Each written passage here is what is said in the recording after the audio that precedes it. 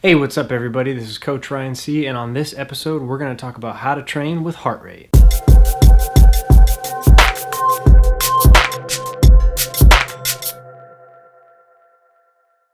Okay, so on the last episode we talked about two different ways to find your heart rate zones or how to find your MAF heart rate. Those were based off of Joe Friel's lactate threshold heart rate method and Phil Maffetone's MAF method. On this episode, we're going to talk about kind of what it looks like to actually train with heart rate. Again, you're going to need a GPS watch, like a Garmin or a Suunto or anything else. You're going to need a heart rate monitor. In the last episode, we talked about the strap, and we also talked about wrist-based infrared light monitors. So you're going to need both of those, and then you're going to need to have watched the previous episode so that you know your zones and that you know your MAF heart rate. And really it's not that hard to train with heart rate. You're probably going to get a workout out of a book, or your coach is going to give you a workout on a website like Training Peaks, and it's going to say something like warm up for 5 to 10 minutes in zone 1, or maybe just warm up slowly. In that situation, you really want to warm up slowly. What you don't want to do is kind of slam your heart rate right at the beginning of your workout from zone to zone, or from nothing like a resting heart rate up to your MAF heart rate. That's warming up too fast. You want to warm up slowly, get the engine revving, and get into your workout. So if it says warm up in zone 1, like really do that and slowly work your way through zone 1. Next thing that might happen is your workout might say 20 or 30 minutes in zone 2. And then you're going to need to know your top and bottom range, or you're going to have to plug it into your watch what your zone 2 is. So for somebody it could be 140 to 150. It could be 145 to 155. It could also be 110 to 120. So each zone is going to be about 10 beats per minute.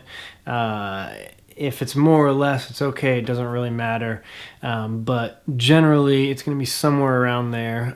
If you're older or younger, or have a higher max heart rate or a lower max heart rate, it's going to change a little bit. If your max heart rate is only 140, your zones are going to be pretty small and they're going to be close together. If your max heart rate is 199, your zones will be a little bit more spread apart, and so you might have some jagged zones that you kind of have to remember. Best thing to do, in my opinion, is to get a watch that you can program your zones into.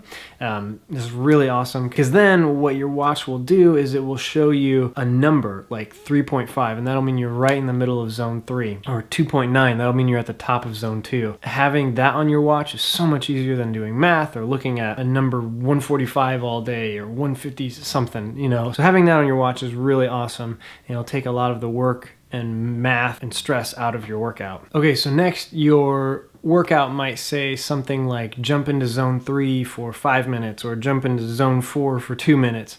In that situation, what you want to do is not start your watch interval when you hit zone 3, but start your watch interval when you change your effort to get into zone 3. And the reason why is your heart rate is a little slow, and I'll get into that in just a second, but you want to change your effort when your interval starts and when your interval stops. You don't want to start early or start late. Your workouts are gonna be really messy if you do it that way. So you'll change your effort, and your heart rate is gonna be a little slow. So 30 to 45 seconds, maybe 15 seconds. It really just depends on how responsive your heart is to the effort that it's putting out. It's different for everybody. So you're gonna be in that zone 3 for 5 minutes, whatever your workout says, and then when the interval stops and the 5 minutes is over, then you change your effort to go back down to zone 2 or zone 1, or go higher into zone 4 or 5. So you're really just gonna follow your workout after that. And there's not really much else to say about this. You just want to make sure that you're changing your effort at the beginning and the end of each interval. So when your workout is over, you're going to upload it to Training Peaks or Garmin or Strava, and you're going to analyze it. And that's a really important step. You don't want to miss out on that, because you might have thought that you did your workout perfectly, but when you upload it and look at it, you're going to see that there was areas that you could probably improve. So Training Peaks has a lot of different kinds of graphs. They have graphs where they show you total time in each zone. They also have graphs where they show your heart rate over time, and each zone is broken up and you can see when you went in and out of each zone. And that's one of my favorite because you can really see where you succeeded and what you're trying to do during your workout and where you have areas that you can improve. So like I said before, your heart rate is a great way to train. It really does a pretty good job of gauging your effort, but it's not perfect. It is slow. Anybody that's ever ridden a bike with a power meter will know exactly what I'm talking about here, because a power meter shows you how much work you're doing instantly. There is no delay.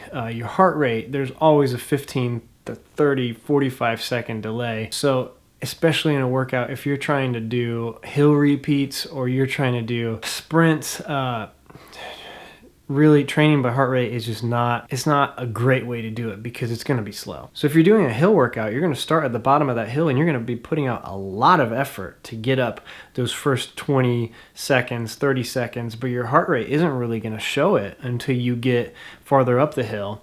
And then you're finally going to be like, okay, here is how much effort I'm putting out, but it might be too much and it might not be enough. And so you're going to have to speed up or slow down. And so same way with sprints.